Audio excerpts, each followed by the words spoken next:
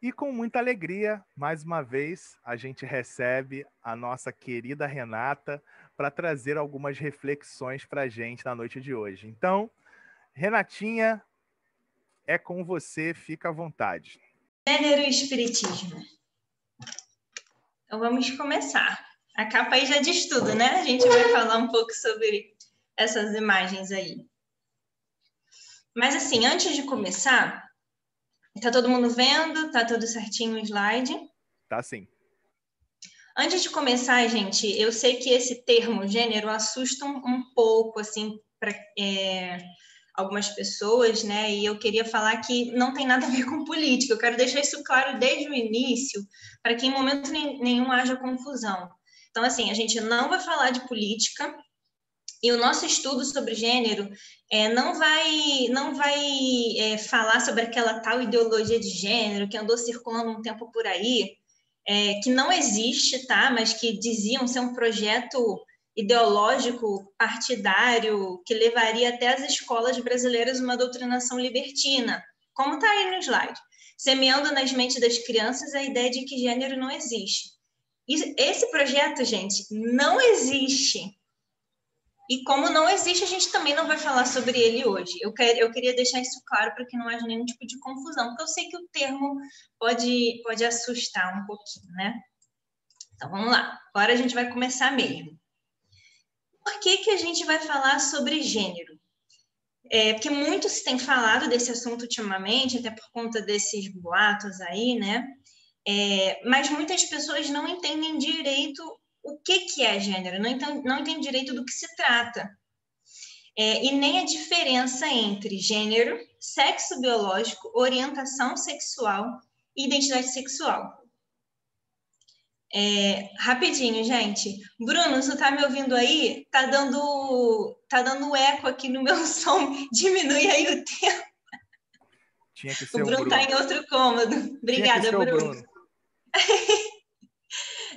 Então a gente vai falar sobre gênero, porque é um assunto muito debatido e que muita gente ainda tem muitas dúvidas.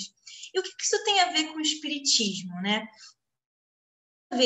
Porque o espiritismo fala de uma ética espírita fundada em valores como altruísmo, respeito, empatia, não violência, fraternidade. E todos esses valores advêm das conclusões que se chegou a partir do diálogo com os espíritos. Então, a gente observa que o Espiritismo nos mostra que quem praticou esses valores quando em vida encontra-se em paz no mundo espiritual depois de desencarnar. E quem não praticou, consequentemente, não vai se encontrar em paz no plano espiritual. Então, dessa forma, o Espiritismo contribui para o nosso tema de hoje. Por quê? Porque reforça a necessidade de diálogo, reforça a necessidade do respeito, do entendimento e, principalmente, da caridade. Porque quando a gente debate sobre esse tema, a gente ajuda a desconstruir preconceitos. Então, por isso que tem tudo a ver com o espiritismo. Então, o nosso estudo, basicamente, está dividido em 3 blocos. Eu vou me esforçar bastante para a gente não passar do horário. Eu tenho esse pequeno probleminha, mas eu vou me esforçar. Então, são 3 blocos. O bloco 1 vai ser entendendo o sexo biológico, orientação sexual e identidade de gênero. E aí eu vou trazer muito também da psicologia, né? Inclusive, atualmente, eu comecei a fazer pós-graduação em sexualidade humana. Então, inevitavelmente, eu vou trazer os assuntos da psicologia para cá, os conhecimentos, né? Nosso bloco 2 vai falar sobre papéis de gênero, que é o principal do estudo de hoje, que é aonde a gente vai falar de gênero mesmo. E no bloco 3 a gente fecha falando de gênero e espiritismo, fazendo a correlação. Vamos lá, bloco 1. Entendendo o sexo biológico, orientação sexual e identidade de gênero. Eu coloquei essa imagem aí no slide, mas eu já vou logo de cara falar que eu não gosto muito dela, não. Mas eu acho ela didática, tá? Então eu botei aí, mas fazendo essa ressalva. Então vamos lá. Estudo de gênero é o campo da ciência que atravessa várias áreas, como a psicologia, a sociologia, a medicina e várias outras, que procuram entender as relações de gênero na sociedade. Para a gente começar entendendo o que é gênero, a gente vai para essa imagem que eu acabei de falar, que eu não gosto tanto dela assim, mas ela é didática. Vamos lá, sexo biológico, a setinha está apontando ali para a região da genitália. Sexo biológico é esse corpo que a gente nasce, é o que o nosso corpo está mostrando. Pênis, vulva, útero, testículos, órgãos sexuais femininos, órgãos sexuais masculinos, hormônios femininos, hormônios masculinos. Esse é o sexo biológico, é o que vem impresso no nosso corpo. A orientação sexual, a setinha na imagem está apontando para o coração, mas é porque tem a ver com a nossa atração, porque a gente se atrai afetiva e sexualmente. É diferente do sexo biológico. Por quê? Porque não necessariamente a gente vai formar aquele casal padrão homem e mulher, né? Então, a atração ela não está ligada com o sexo biológico, não necessariamente. E, por último, a identidade de gênero, que se a gente olhar ali na imagem, tem uma setinha para o cérebro. Por quê? Porque a identidade de gênero é como a gente se vê e como a gente se expressa no mundo. Como a gente se vê, como a gente se expressa no mundo. E aí na imagem tem de quebra aí a expressão de gênero envolvendo o corpo todo, para mostrar que a gente se expressa através de todo o nosso corpo, através, enfim, de gestos enfim, da maneira de se vestir, cada um vai se expressar de uma maneira. A identidade de gênero ela tem a ver com isso. E aí quando a gente fala de sexo biológico, orientação sexual e identidade de gênero, a gente acaba inevitavelmente precisando falar de uma sigla que confunde um pouco as pessoas. É LGBTQIA+. O nosso estudo não é sobre essa sigla, mas a gente precisa passar por ela para poder chegar em gênero, propriamente dizendo, né? E eu só queria falar que nem sempre essa sigla foi desse tamanhão todo. No início era GLS, gays, lésbicas e simpatizantes. Mas, obviamente, ela não abrangia todo mundo que precisava abranger, né? Então, o tempo foi passando, muita coisa foi acontecendo, muitos debates, muitos movimentos, e hoje em dia a gente tem essa sigla, LGBTQIA+. Algumas pessoas já estão botando uma nova letra, o P, depois do A. A gente não vai falar dela, a gente vai falar só sobre LGBTQIA e o mais, tá? Então, vamos lá, vamos explicar letra por letra, para ficar bem claro. A letra L é de lésbica. Mulheres que sentem atração afetivo-sexual por outras mulheres. São mulheres homossexuais. O G de gays, homens que sentem atração afetivo-sexual por outros homens. Então, são homens homossexuais. O B é de bissexuais. Mulheres e homens que sentem atração afetivo-sexual por mulheres e homens. E aí, só uma observação muito rápida, né? Existe um preconceito muito grande com quem é bissexual, uma certa invisibilidade, porque muitas pessoas falam por aí que os bissexuais são pessoas indecisas, que não conseguem se decidir por quem gostam. Não tem absolutamente nada a ver. Eu só queria fazer esse parênteses aí, né? Porque é uma das letras mais invisibilizadas da sigla. Então, até aqui, a gente fala de lésbicas, gays e bissexuais, a gente está falando de orientação sexual, voltando aí um slide, só para ficar claro. A orientação sexual é por quem a gente se atrai afetivamente ou sexualmente, tá? Agora a gente vai para a letra T. Que tem a ver com a identidade de gênero. Mas antes de ir para a letra T, eu tinha esquecido que eu tinha botado umas observações aqui. Antes da gente ir para a letra T, voltando aqui para lésbicas, gays e bissexuais. A gente fala hoje em dia, a gente usa hoje em dia o termo homossexualidade. Só que antigamente era diferente. Antigamente se falava homossexualismo e hoje em dia esse termo não se usa mais, porque o sufixo ismo lembra doença. E antigamente a homossexualidade era encarada como doença. Então, por isso também que hoje em dia, que a gente já sabe que não tem nada a ver, que não é uma doença, a gente usa homossexualidade. Então, é importante a gente saber disso para usar os termos certos, os termos mais adequados, né? Então, como a gente botou aí no slide, uma breve história da homossexualidade, para a psiquiatria, a homossexualidade era considerada doença até, gente, séculos 19 e 20. Tipo assim, é muito recente. Século 19 e 20. Nessa época, as ideias eram o seguinte: não existe homossexual saudável, são, não existe. Todo homossexual é doente. A homossexualidade é uma perversão. O homossexual é um masoquista psíquico. Era esse tipo de ideia que circulava na época e que era defendida pelo meio religioso, muito fortemente, pelo Estado e pela ciência da época. Até porque o Estado, apesar de ser laico, ele tem uma história meio intrincada, né, com a religião católica e que acaba sofrendo muita influência, né, dos setores mais conservadores aí do catolicismo. E também eram ideias defendidas pela ciência da época. Então, na época se falava em cura. Inclusive, gente, o termo cura gay, muitos de vocês devem ter ouvido falar muito recentemente, tá? 2019, 2018, 2019, 2020, muita gente falando aí de cura gay.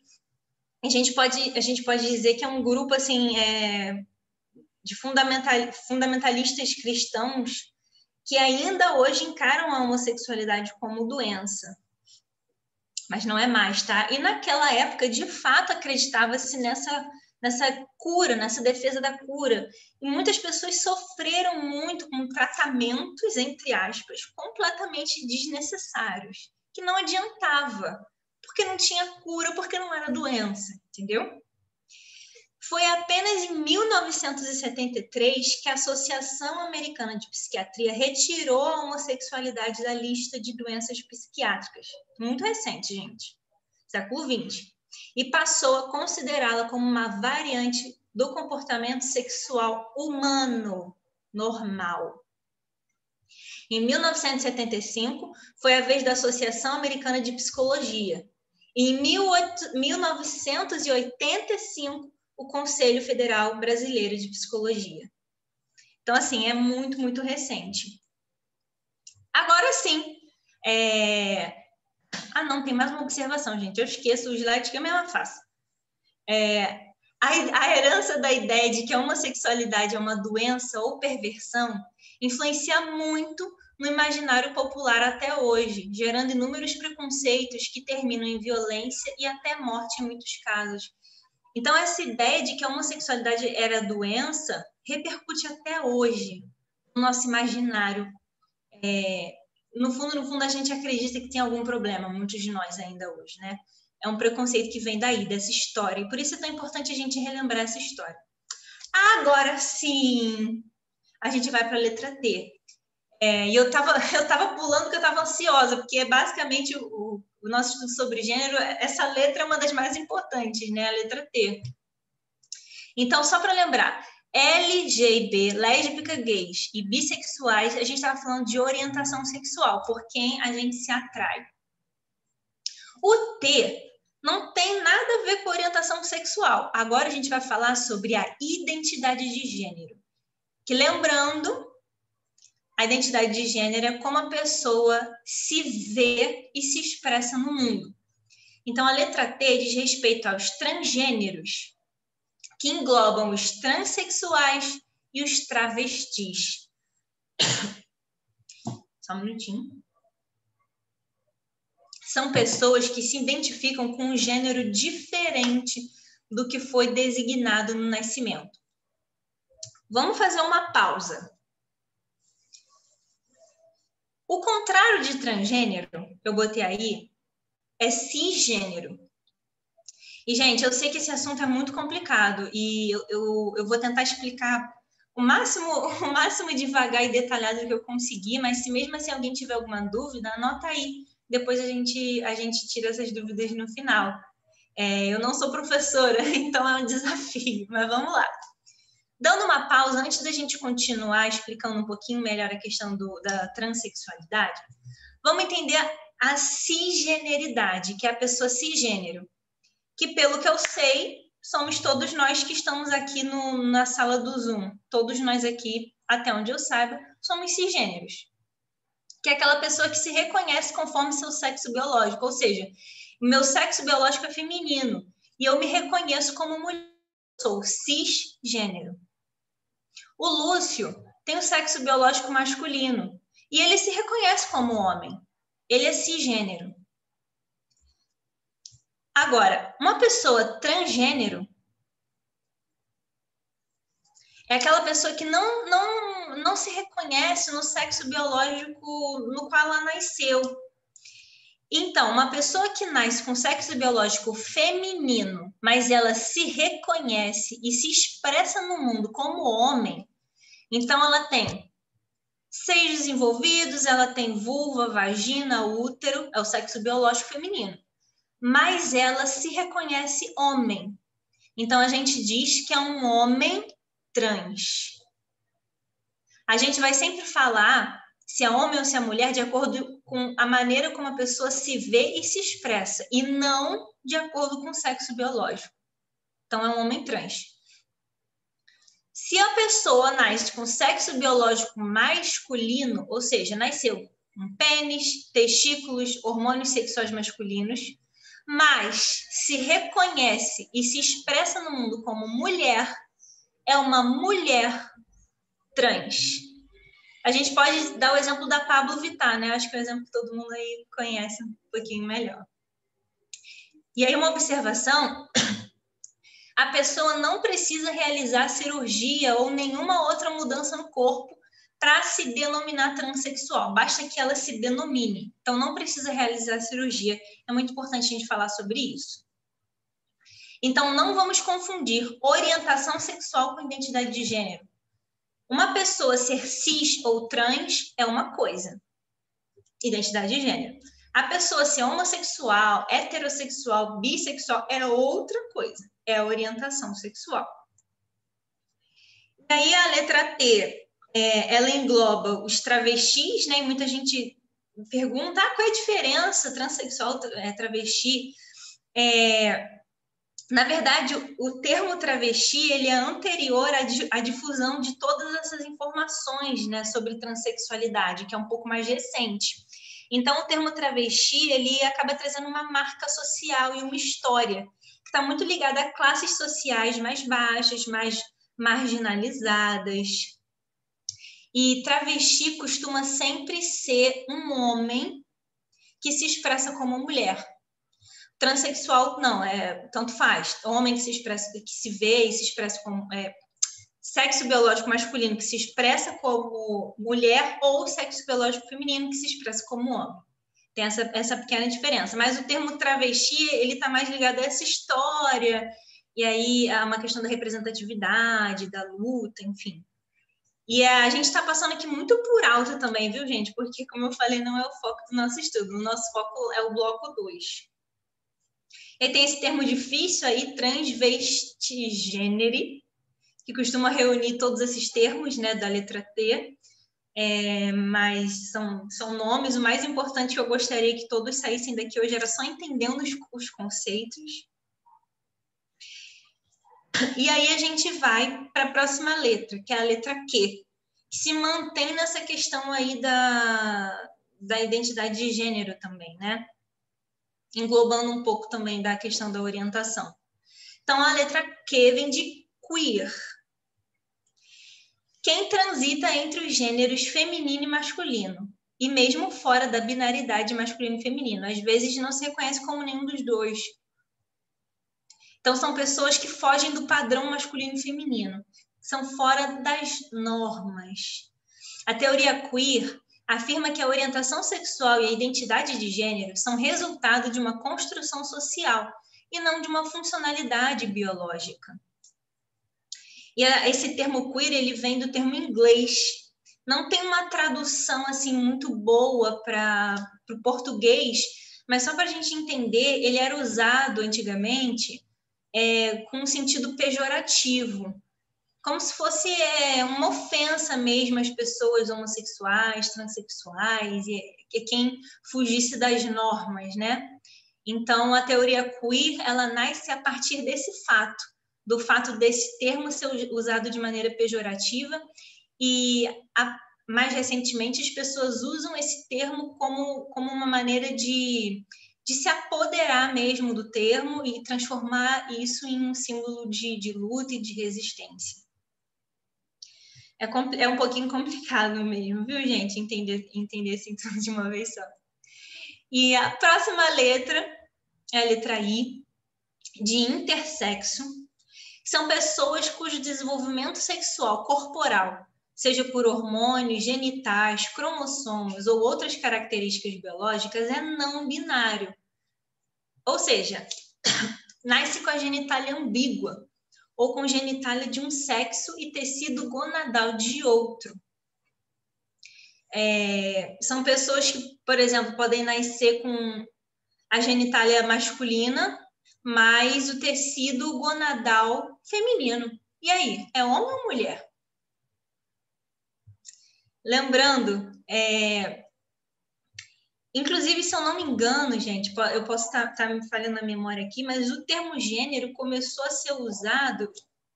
Eu tenho isso anotado aqui, não trouxe pra gente. Uma pena, eu podia ter lembrado disso, mas começou a ser usado por um médico, justamente por essa questão, assim, a pessoa que nasce com uma genitália ambígua, né? Ou então a genitália de um sexo e tecido gonadal de outro.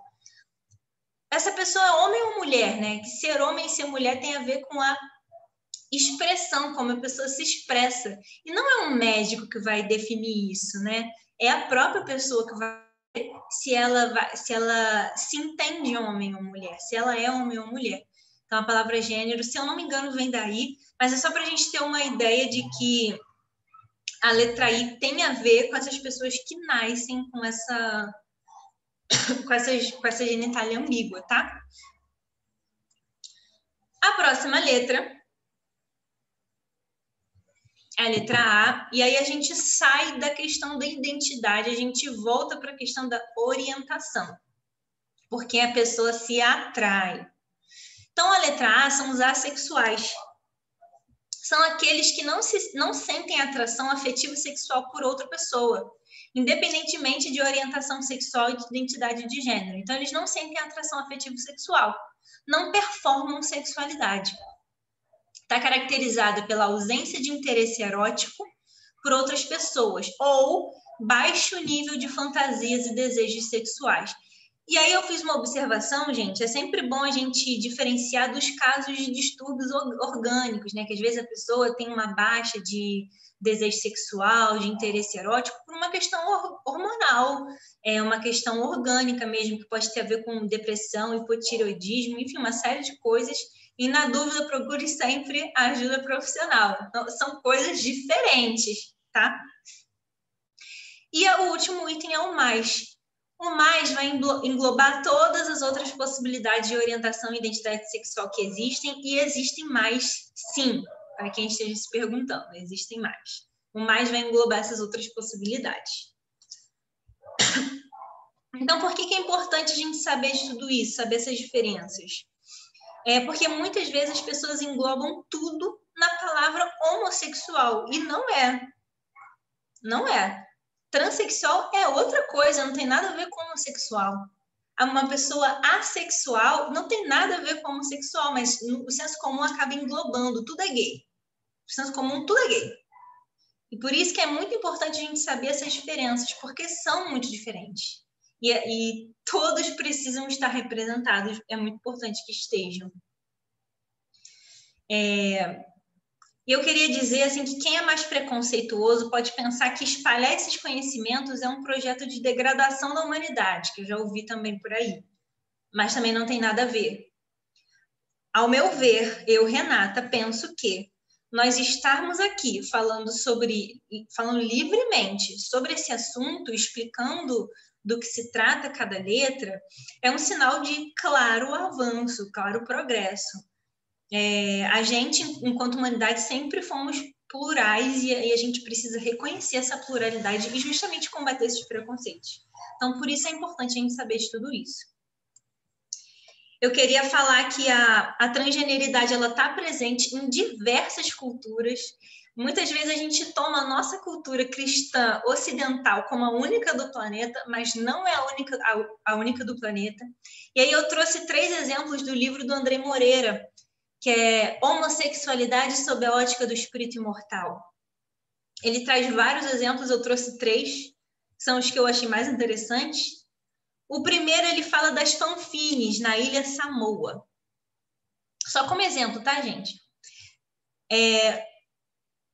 As pessoas chamadas fanfines são indivíduos do sexo biológico masculino, mas que desde cedo são escolhidos por suas famílias e induzidos a manifestar,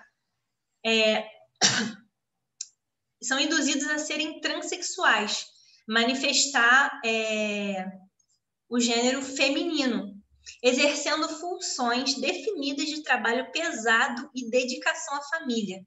E eles podem ter comportamento bissexual.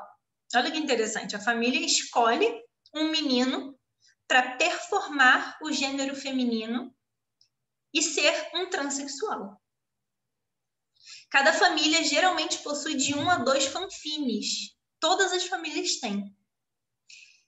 E geralmente os homens locais iniciam a vida sexual com os fanfines. Fica aí a curiosidade. O serve também a cultura. O item 2, que eu gostei também, achei muito interessante, é na Malásia, que são reconhecidos 5 gêneros. Ele não descreve os 5, fiquei muito curiosa, depois eu até vou pesquisar.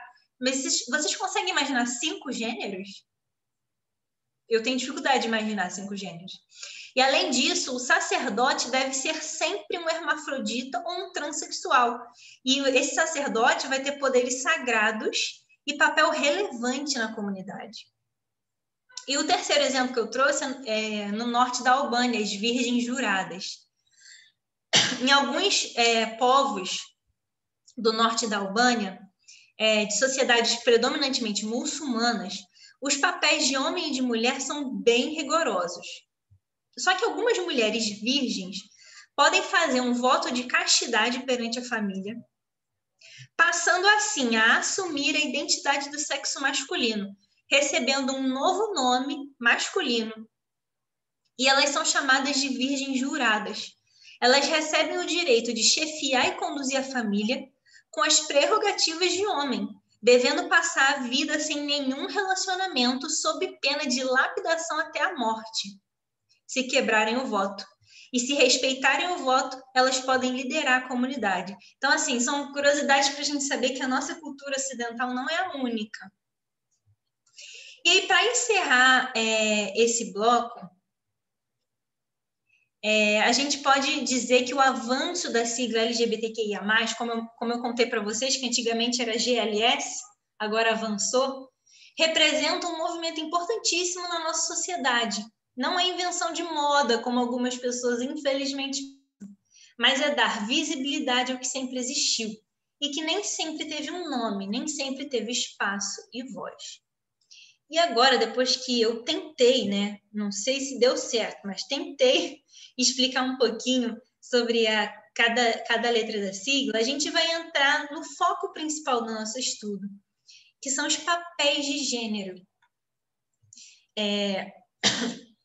Só um minutinho.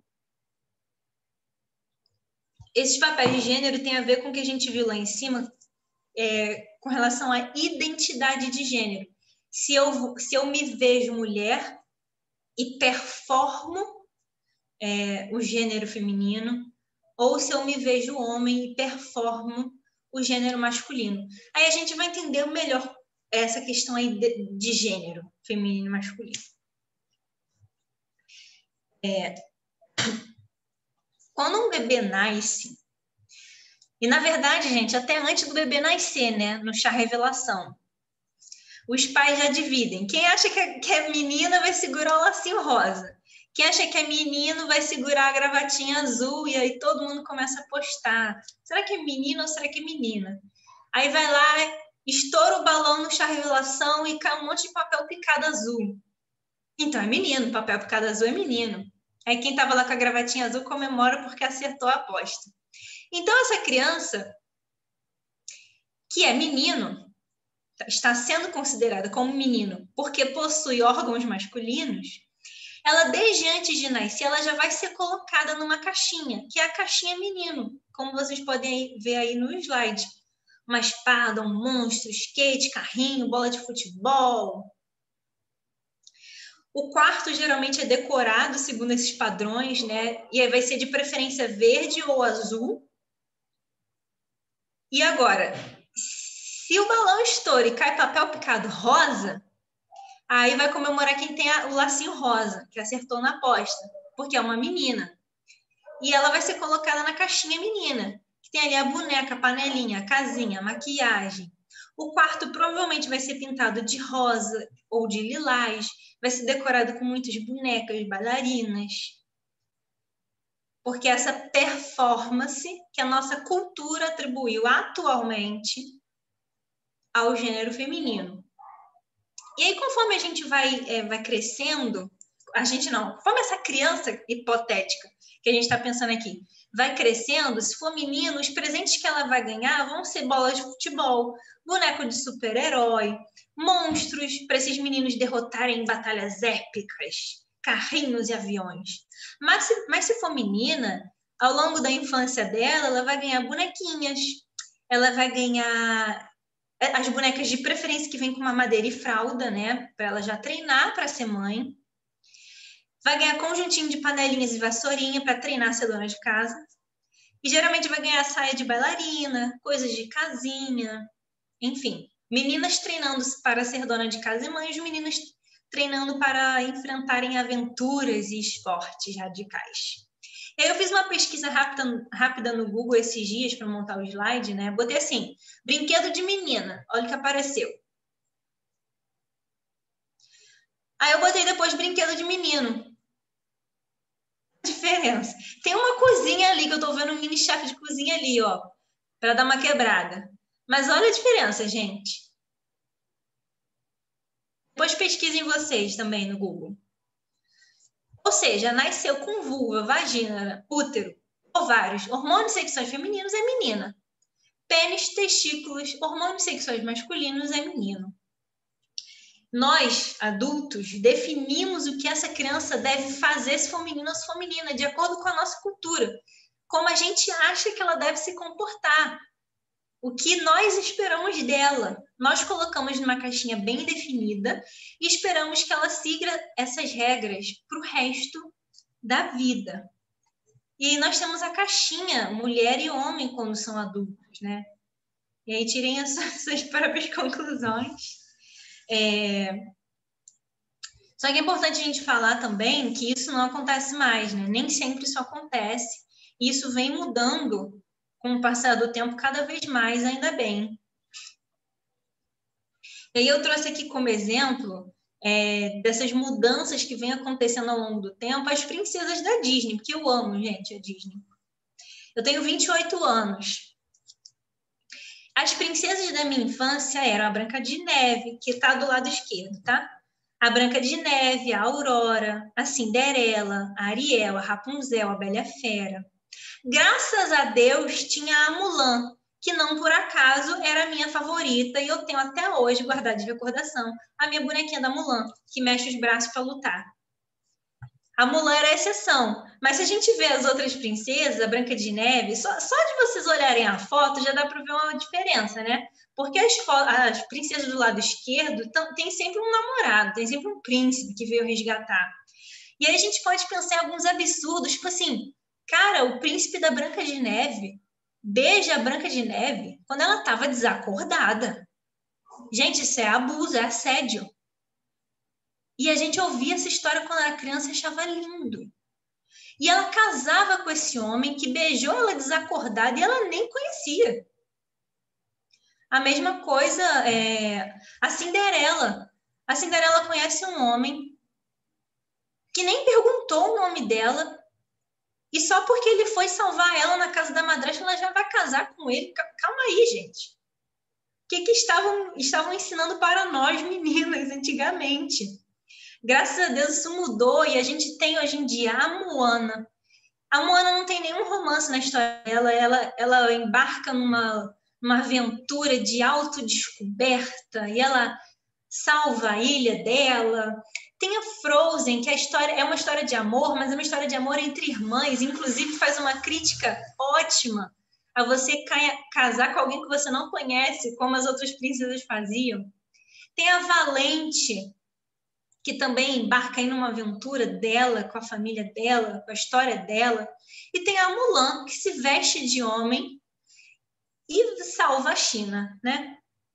Então, muitas mudanças vêm acontecendo nos últimos tempos. Aí eu trouxe para vocês também o Manual da Boa Esposa, que foi lançado, eu não estou conseguindo ver a data, eu não me lembro de cabeça, porque tem um negócio aqui na frente da minha tela.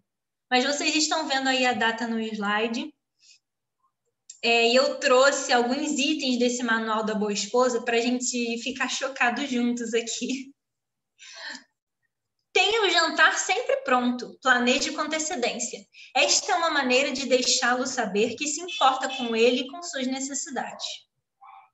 Arrume-se, retoque a maquiagem, arrume o cabelo e pareça animada. Se você estiver mal, triste, frustrada, não demonstre. Seu marido não merece saber da sua tristeza. Poxa, eu não estou conseguindo ler, gente. A tela está aqui na frente. Eu leio para você. Obrigada, Lúcia. Número 4. Seja amável e interessante para ele.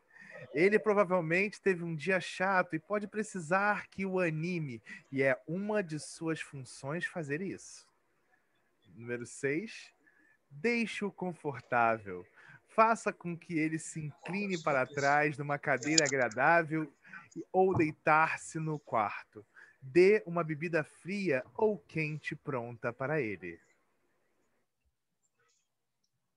Esse aqui eu já consigo ler.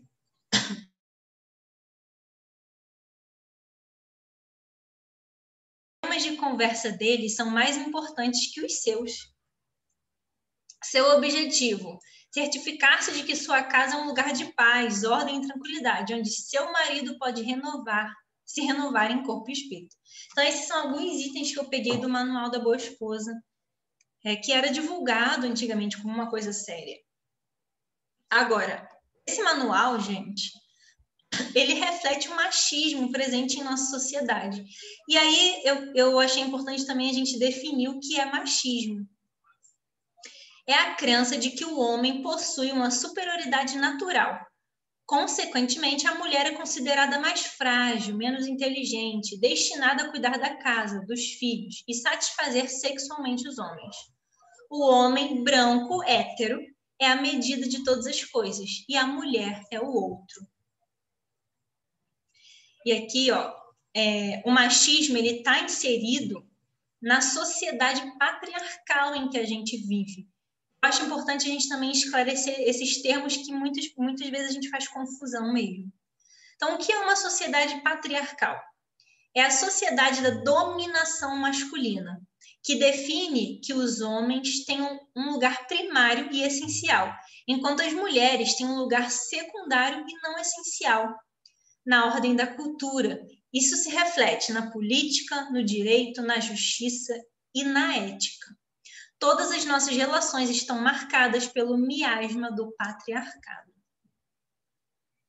Então, o machismo e o sistema patriarcal alimentam o que nós chamamos de preconceitos de gênero. E aí, o que são preconceitos de gênero? Calma que a gente vai ver isso na prática.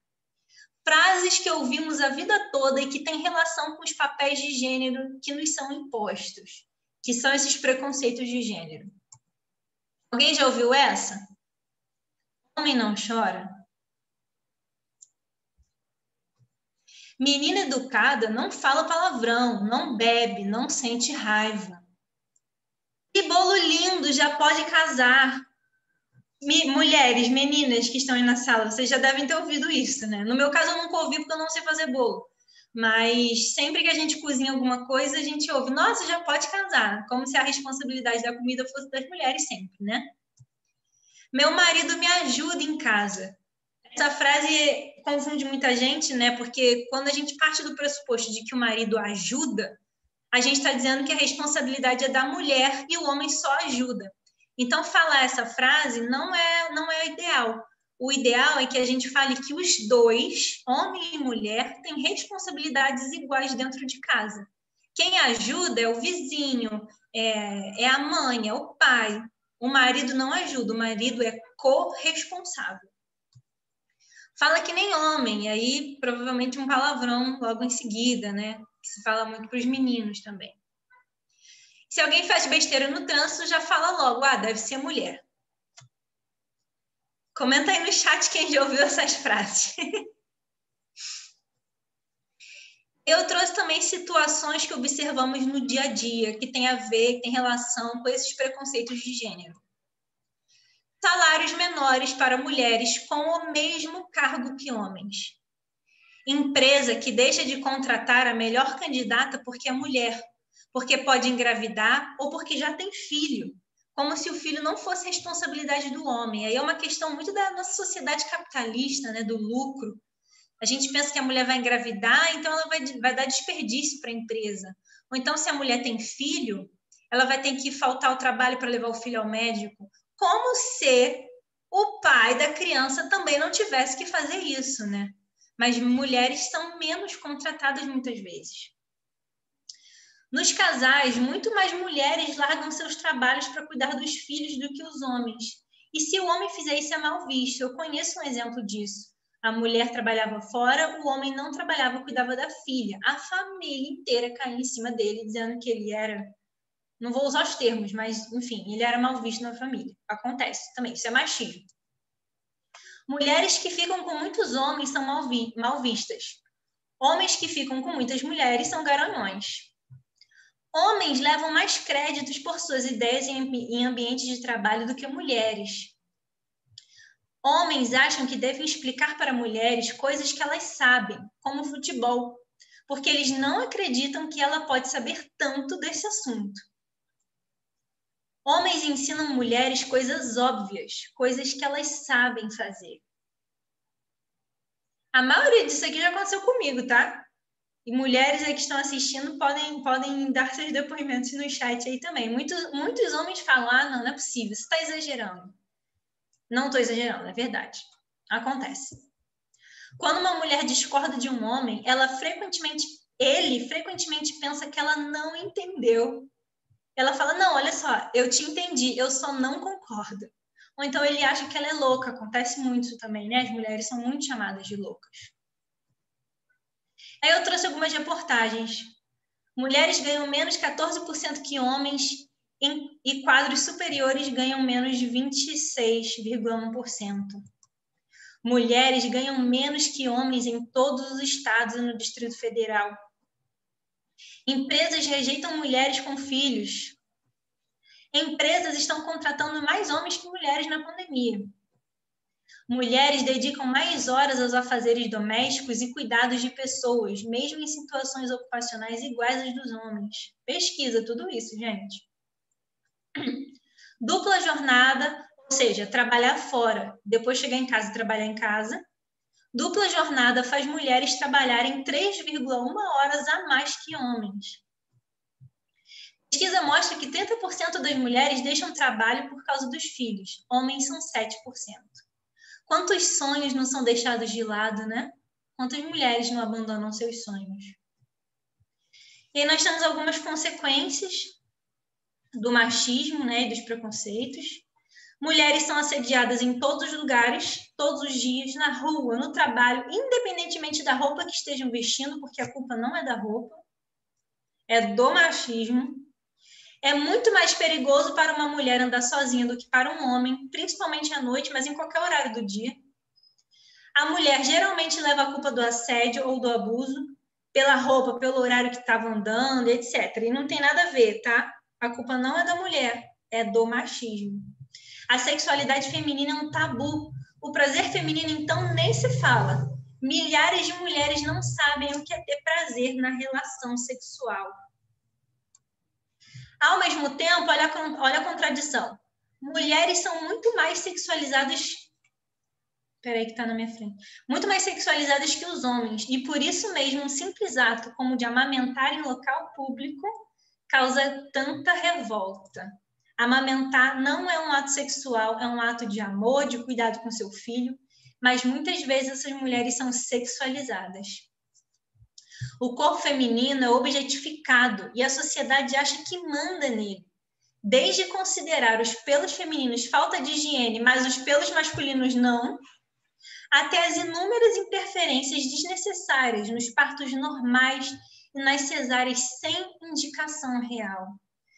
Eu aconselho a vocês verem a série documental O Renascimento do Parto. Fala bastante sobre esse tema. Muitas violências na hora do parto, né, violências obstétricas, são causadas por machismo mesmo. Mulheres que se mantêm no casamento, no trabalho, etc., porque aprenderam a vida toda a se calar, a ser uma menina boazinha, porque aprenderam que não são fortes, independentes nem capazes. Então, são consequências. Mais algumas reportagens. Violência contra a mulher aumenta durante a pandemia. Mapa da violência de gênero. Mulheres são quase 67% das vítimas de agressão física no Brasil. Mulheres enfrentam alta de feminicídio. Feminicídio é a morte da mulher por ser mulher. Mata a mulher por ela ser mulher. Mulheres enfrentam alta de feminicídios no Brasil da pandemia e o machismo estrutural das instituições. Então, consequências disso: sobrecarga da mulher, bem como impossibilidade de realizar sonhos e ser livre. Não generalizando, né, gente? Mas para muitas mulheres é exatamente isso que acontece. Sofrimento em casamentos violentos e humilhações, impossibilitadas de se divorciarem. No homem, infantilização do homem, que não sabe cuidar de uma casa sozinho, muitas vezes, porque não aprendeu. Porque seus pais eram machistas e o educaram nesse sistema. Bem como falta de responsabilidade afetiva. Isso não cabe mais. Aí o Bruno me cedeu essa foto que ele tirou lá na UERJ, vejam os créditos aí no cantinho do slide, Bruno Quintanilha. Nesse cartaz diz assim: a emancipação econômica da mulher é a base de sua emancipação social e política. Por que a emancipação econômica? Porque muitas mulheres que sofrem violência e humilhações no casamento não conseguem se divorciar porque não têm dinheiro, porque não trabalham, porque não têm emprego. Por isso a emancipação da mulher é extremamente importante. Então você está dizendo que toda mulher tem que trabalhar. Não, mas tem que ser uma escolha. Tem que ser uma escolha. Ela precisa ter a liberdade de escolher. Se ela quiser trabalhar, ir trabalhar. Se ela não quiser trabalhar fora, trabalhar em casa, é uma escolha dela. Isso precisa ser uma escolha. E falando em escolha, a gente precisa falar de feminismo, que é um movimento social e político revolucionário. É uma ética entre pessoas que questiona a crença da superioridade do homem, falando que não é natural, essa superioridade do homem não é natural, foi uma construção social. É um movimento que luta por direitos iguais, laborais, de poder, justiça, de estudar. E depois desses direitos conquistados fora de casa, há também a luta por direitos iguais dentro de casa, pela divisão de tarefas, divisão de renda, de cuidados com os filhos. É uma luta por libertação, pelo rompimento do sistema patriarcal, como a gente viu no slide mais à frente, mais para trás. E aí é importante falar que o feminismo precisa ser múltiplo. O que isso significa? Significa que existem múltiplas mulheres. Existe a mulher cristã, a mulher muçulmana, a mulher budista, a mulher branca, a mulher negra, a mulher pobre, a mulher rica.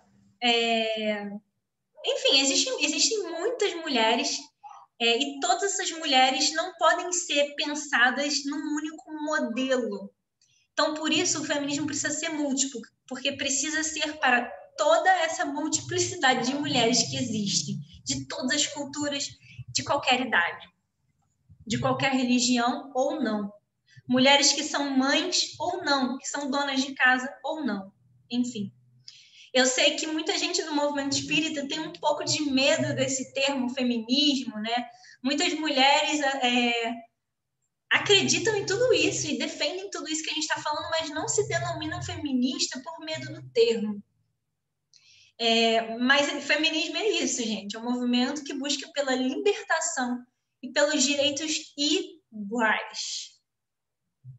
Se a gente vota hoje, se a gente estuda hoje, se a gente pode andar na rua livremente hoje, foi graças ao movimento feminista, tá? Só queria dizer isso. Se eu estou fazendo aqui esse estudo hoje, sendo mulher, foi graças ao movimento feminista. Então, não cabe mais dizer que a menina tem que ser princesinha. Ela pode e deve ser quem ela quiser. A médica, a engenheira, a cientista, a surfista, a artista. Ser mãe ou não. Casar ou não. É uma escolha dela. Como não serve também para os meninos essa mesma imposição, né, dessa performance que a gente muitas vezes associa essa performance de masculinidade a uma coisa assim mais só azul e verde, uma coisa mais, de repente, mais autoritária. Estou aqui exagerando, tá? Não cabe mais também. Os meninos, eles, tanto quanto as meninas, eles podem e devem escolher ser quem eles quiserem. Então, se eles quiserem ser bailarinos, professor de jardim de infância, cuidador, se ele gosta de cozinhar, se gosta de se cuidar, de cuidar do cabelo, de cuidar da pele, de usar maquiagem, ele tem essa liberdade. Divisão das tarefas domésticas e cuidados com os filhos, não cabe mais ser tudo responsabilidade da mulher. E hoje em dia, no nosso contexto de sociedade industrial, urbano, ocidental, geralmente os dois trabalham fora quando a gente pensa em um casal cis heterossexual, né, homem e mulher. Geralmente, aqui no nosso contexto, ambos trabalham fora, então ambos precisam dividir as tarefas domésticas e os cuidados com os filhos também. Então, cada vez mais esses rótulos vêm sendo derrubados. Os padrões vêm sendo questionados, desconstruídos. A gente já está chegando ao final, tá?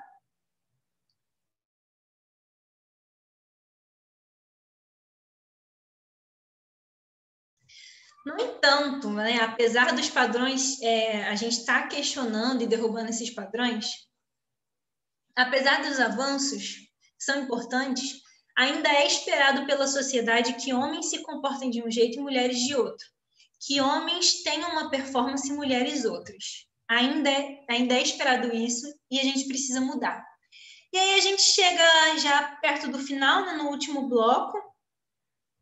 Agora a gente vai fazer a correlação rapidamente aqui de gênero, isso tudo que a gente viu com o espiritismo.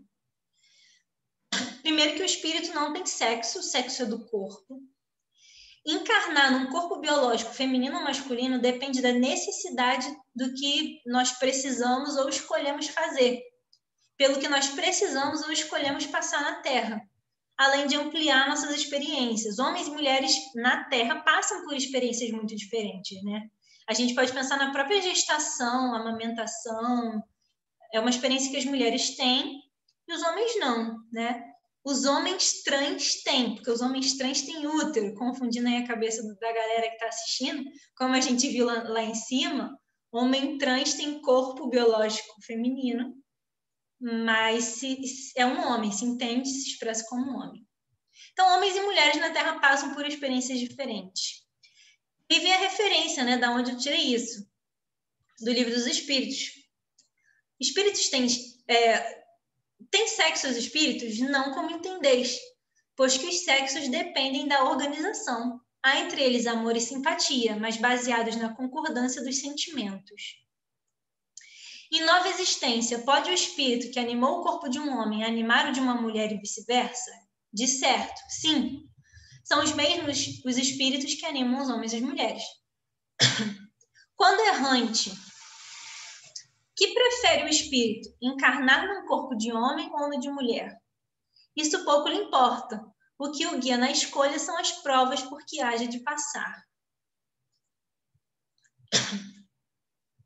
E aí eu queria trazer, gente, algumas referências. Vou trazer aqui começando, né, as psicografias de Chico Xavier, em muitas psicografias dele, e a gente não está fazendo uma crítica a ele, eu amo o Chico. O trabalho que ele fez foi incrível e maravilhoso. Mas em muitas psicografias dele, a palavra invertido é usado para falar dos homossexuais. E ele usa o espírito, né, na psicografia, através da psicografia do Chico, usa o termo espíritos internados em corpos morfológicos contrários ao seu psiquismo. Ele faz uma confusão com a transexualidade. Aí eu trouxe um exemplo do livro Vida e Sexo, de Emmanuel. Ele fala assim, a homossexualidade, também hoje chamada transexualidade, não. A gente já aprendeu que são coisas diferentes. Por que ele fala dessa forma? Porque naquela época, para a ciência da época, era isso. Mas hoje a ciência já avançou. A gente já sabe que são coisas diferentes.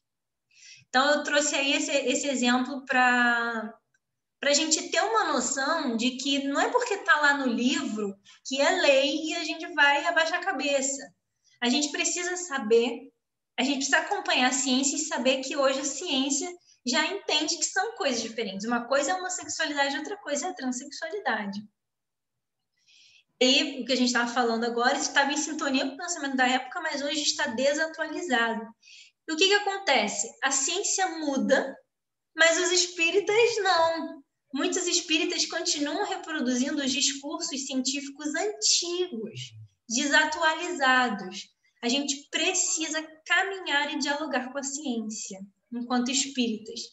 Mas, de qualquer forma, né, trazendo o mesmo trecho anterior, ele fala que a homossexualidade é perfeitamente compreensível à luz da reencarnação. Então, está nesse livro de Emmanuel, mas a gente precisa analisar esse livro criticamente, fazendo essas ressalvas, tá? Como em qualquer outro livro. E aí, mais dois exemplos, né, de duas pessoas importantes no movimento espírita, que é Jorge Andréa e Herculano Pires. Os dois encaravam a homossexualidade como um desvio patológico, como se fosse uma deformidade mesmo, uma doença, que, como a gente já viu, tinha a ver com o que a ciência acreditava na época. Inclusive, tem aqui, na parte do Herculano Pires, ele dizia que o homossexualismo, ele usava esse termo antigamente, a gente já viu que não usa mais. Ele dizia que estava ligado à obsessão, ao vampirismo, olha isso. Mas isso tinha a ver com o pensamento da ciência da época. E ele defendia, inclusive, a abstinência sexual como tratamento. Hoje em dia, a gente não defende mais essas ideias estão desatualizadas, e elas são opinião pessoal deles, não são espiritismo. Opinião pessoal não é espiritismo. E o problema é que essas ideias, elas acabam virando uma referência muito forte no movimento espírita. Então, a gente acaba se cristalizando. Ao invés disso, nós espíritas devemos sempre caminhar com a ciência. Muitas pessoas que se dizem espíritas, inclusive, negam a ciência, né? E a gente vê muito isso até hoje. Então, o que é o espiritismo? Basicamente, né, como base, as obras de Kardec. Tem outras obras também, mas Kardec vai ser sempre uma base para a gente. E aí eu pergunto, né, o que é escrito nas obras de Kardec sobre gênero, transexualidade e homossexualidade? Nada. Não tem. E agora, o que a gente faz? A gente segue Kardec.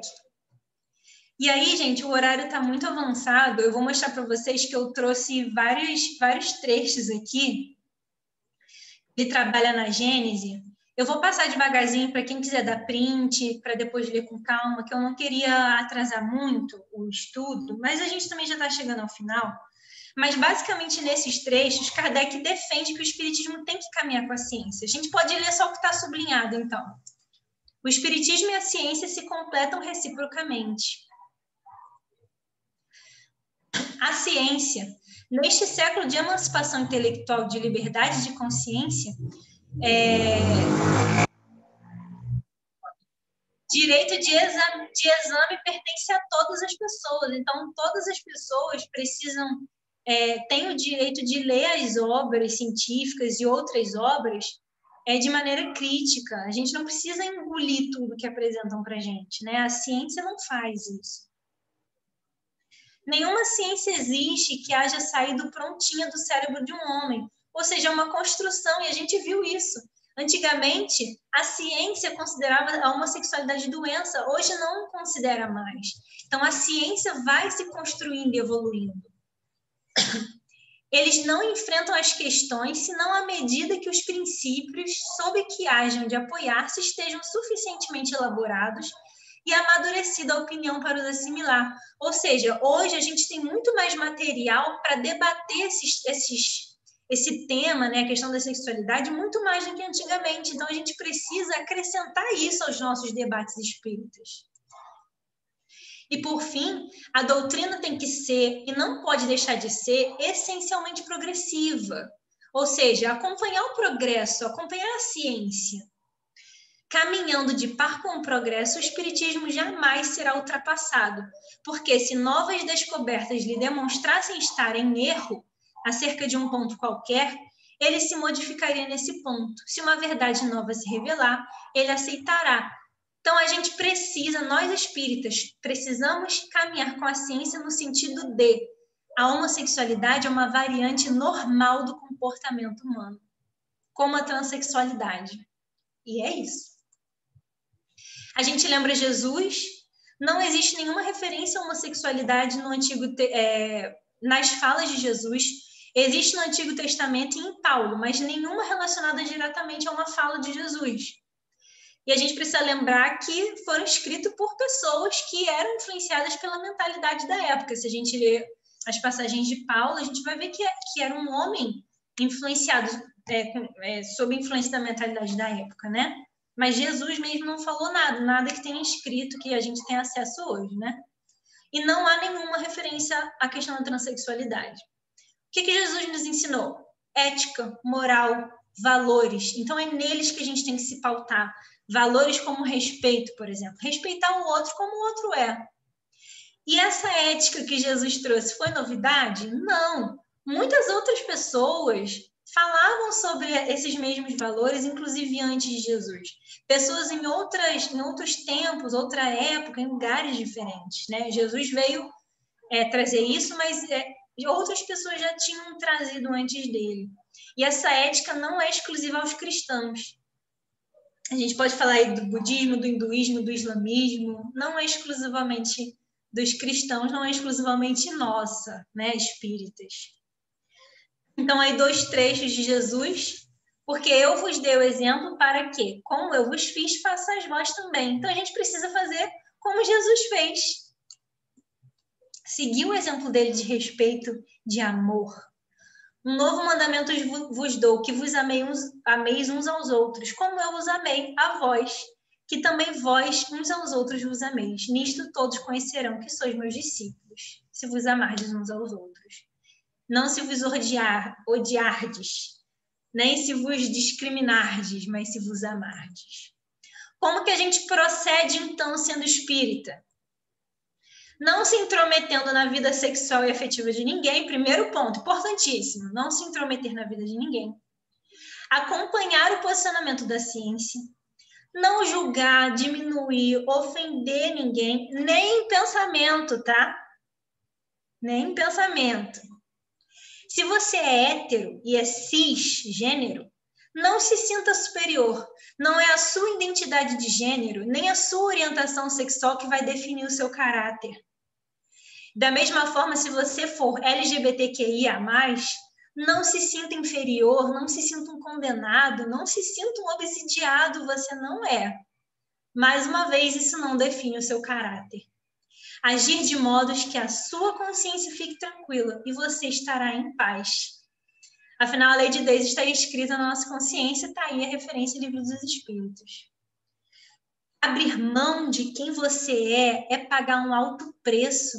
Então, quando a gente fala para uma pessoa que é homossexual, que é transexual, que ela não pode ser quem ela é, a gente está fazendo com que ela pague um alto preço.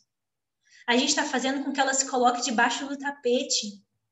E muitas vezes, sobre a nossa influência preconceituosa, a gente pode fazer uma pessoa ter transtorno de ansiedade, ter depressão e até mesmo chegar ao suicídio.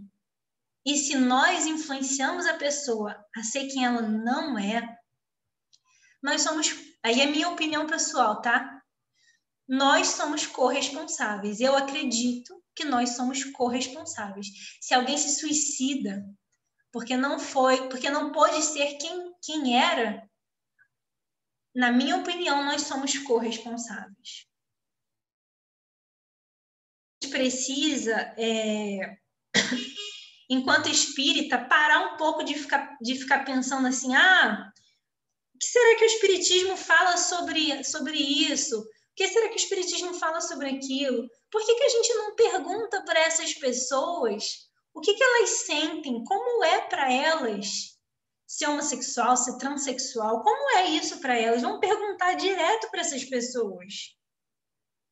Que tal a gente pesquisar em quantos países a homossexualidade ainda é crime? Em muitos, ela leva a pena de morte. Aí eu trouxe uma reportagem para a gente ver, ainda é crime em 69 países. 69. É muito país, gente, 69. Em alguns desses países é pena de morte. Que tal a gente procurar saber quantas pessoas morrem no mundo, no Brasil? Eu não consegui trazer essa estatística, mas é uma coisa interessante para a gente pesquisar, né? Depois no Google. Que tal se a gente perguntar para algum amigo que seja transexual como foi contar para a família, se ele tem medo de fazer alguma coisa, já deixou de fazer alguma coisa por medo? Como é que é viver numa sociedade que é tão preconceituosa e violenta e que mata pessoas como ele? Que tal a gente perguntar para essas pessoas, né? Que tal a gente assistir filmes e livros que falam sobre o assunto e que tenham personagens LGBTQIA+. Quem quiser referência, depois fala comigo no privado, eu tenho uma porção de referência. Então, chegando ao final, finalmente, meu Deus, 7h20. A nós espíritas nos cabe acolher ao próximo a si mesmo, respeitar o próximo a si mesmo, amar o próximo a si mesmo e caminhar com a ciência. Uma frase muito importante do Jung: nunca pergunte o que uma pessoa faz, mas como faz. Se o faz por amor ou seguindo os princípios do amor, está servindo a algum Deus. E não nos cabe a nós estabelecer quaisquer julgamentos por se tratar de algo nobre. Essas foram as referências que eu usei. Quem quiser dar print depois para pesquisar. Tem um monte de vídeo facinho de ver do YouTube. Quem quiser dar print aí. E eu peço desculpa por ter passado do tema, gente, mas esse é um assunto que eu estudo muito, é o assunto da minha pós-graduação. Eu, como formada em psicologia, foi muito difícil escolher o que trazer para falar aqui, porque tudo era muito importante. Então, eu peço desculpa por ter passado do tempo. Eu acho que é um assunto de utilidade pública e que é urgente nós espíritas falarmos sobre ele. Então é isso, gente. Acabei, finalmente. 7h20, vocês me desculpem a demora. Que isso, Renatinha. Valeu cada segundo do estudo maravilhoso que você trouxe para a gente. A gente agradece e espera que você se conserve aí nesse estudo, nesse envolvimento, trazendo para a gente tantas elucidações maravilhosas sobre esse e sobre outros tantos temas, né? A gente vai para os comentários. Quem quiser trazer algum comentário, agregar alguma informação, a gente vai fazer comentários. Pode levantar a mãozinha que a gente faz aqui o do comentário, mas já tem lá no nosso Facebook duas questões aqui. A primeira, cadê? Aqui, ó. A primeira, a Renata Antunes falando verdade. Marido também é responsável. Que linda palestra, parabéns. Aqui tal, temos aqui a Solange Farias também, nossa querida Solange, estudo maravilhoso, parabéns, Renatinha. E o querido companheiro de casa espírita de muitos anos, lá do Centro Espírita Leon Denis, Saulo Monteiro, está lá assistindo a gente pelo Facebook e mandou uma pergunta. Existe alguma especialidade especificidade na nomenclatura de uma pessoa transexual que fez cirurgia e outra que não fez? Não, não tem, é transexual. É porque muitas pessoas acham que para ser trans você precisa ter feito a cirurgia, mas não precisa. Todo mundo é considerado transexual, basta que a pessoa se denomine trans. Bola, tá respondido aí lá pro nosso querido Saulo. Renata, antes de passar para o Bruno, eu anotei aqui uma perguntinha, que é o seguinte: você estava falando, né, quando você mostrou os diversos artigos espíritas, conceitos espíritas, você falou o seguinte: você falou que aquelas eram opiniões pessoais daquelas pessoas, você mostrou Herculano Pires, etc, etc e tal. E aí, para botar uma casca de banana, eu queria te perguntar o seguinte: e se não fosse pessoal? E se fosse realmente uma mensagem do espírito? A gente deveria aceitar como verdade, ponto final? É isso mesmo? Ou a gente só deve avaliar quando a opinião é pessoal da pessoa que está dentro do corpo mesmo ainda? Se um espírito tivesse escrito, seria a opinião pessoal do espírito. De qualquer forma, a gente encara como opinião pessoal. E a gente sempre vai ser muito fiel a Kardec quando Kardec diz que precisa caminhar com a ciência.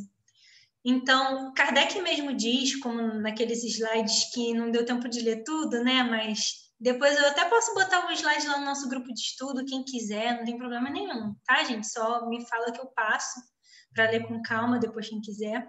A gente sempre vai ficar com a ciência. Então, conforme a ciência avança, o espiritismo vai avançando junto com ela. Então, o espiritismo nunca vai ser desatualizado.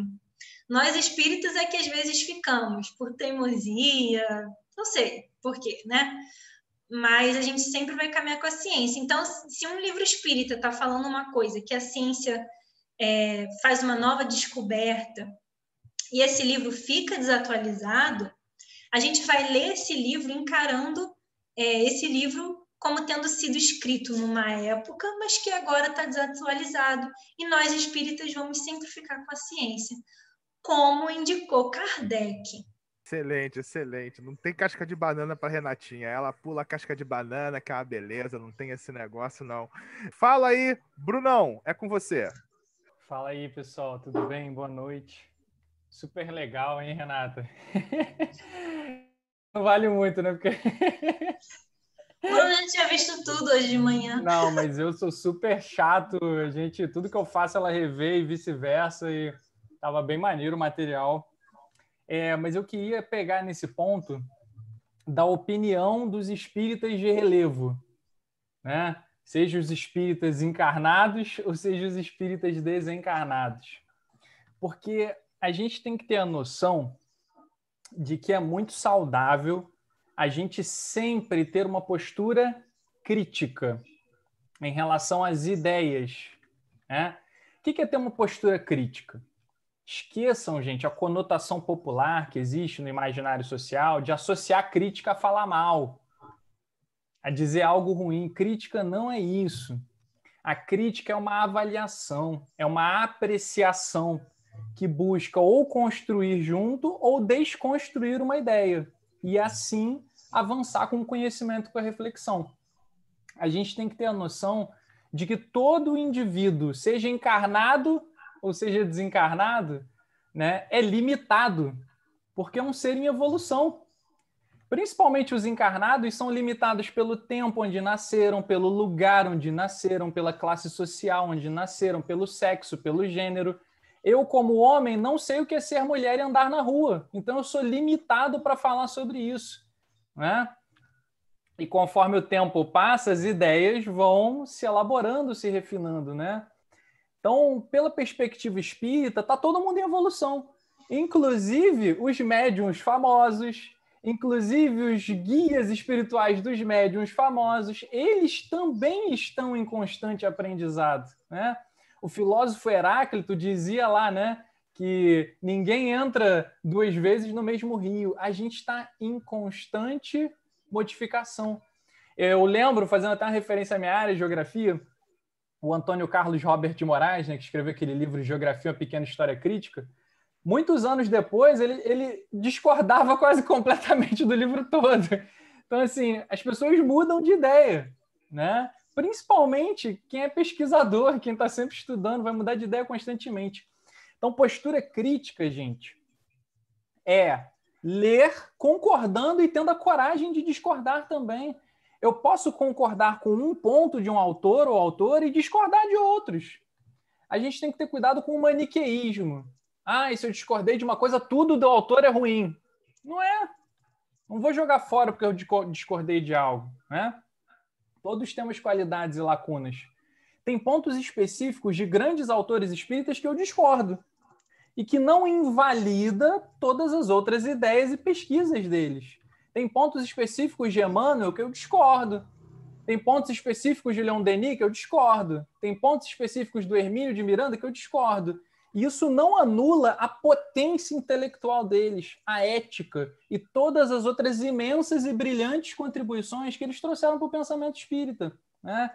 Então, a gente não pode tornar pessoas ou espíritos incriticáveis. Isso não é espiritismo, isso não é ciência, isso não é filosofia, isso é catolicismo medieval, não é nem catolicismo moderno, que santifica indivíduos separando-os da humanidade.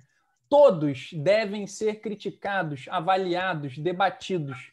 Era o que Kardec fazia com os espíritos, no Livro dos Espíritos, inclusive. Aí aqui, só para encerrar, eu trouxe um trechinho da Revista Espírita de novembro de 1858, em que o próprio Kardec diz assim, ó: antes de mais, buscamos a luz, venha de onde vier.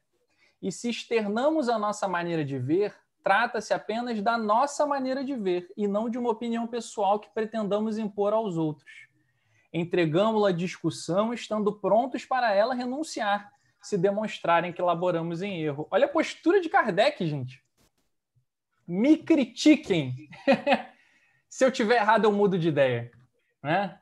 Então, a gente adora dizer no movimento espírita brasileiro que espiritismo é ciência, filosofia, mas vou ser sincero com vocês, quase não vejo ciência sendo feita no movimento espírita brasileiro, quase não vejo filosofia sendo feita no movimento espírita brasileiro. Eu vejo a dimensão religiosa hipertrofiada e um espiritismo que às vezes beira o dogmatismo, se assemelhando a um neocatolicismo. É um espiritismo que salva vidas? Salva. Muda a vida de muitas pessoas para melhor? Muda. Mas é um espiritismo que está limitado em relação à proposta kardeciana e a dos espíritos para o espiritismo.